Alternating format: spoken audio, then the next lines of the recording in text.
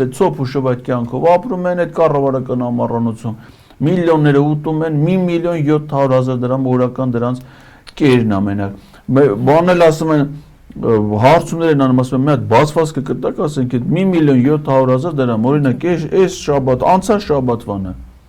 օրը 1.700.000 դրամ ինչի վրա է ծախսվել ասենք բերեք տենանք հոսանքի վարձիչ քան ա եղել չէ ջրի վարձիչ քան ա եղել Ինչի, արա 1.700.000 դրամ ուտել կլի, այդ տան աշեն, արա այդքան ինչ են ուտում ես դրանք, ես չեմ հասկանում։ Ոնց են մարսում։ Հա? Ոնց են մարսում։ Ախ չգիտեմ, ինչով են ուտում, ինչ են ուտում,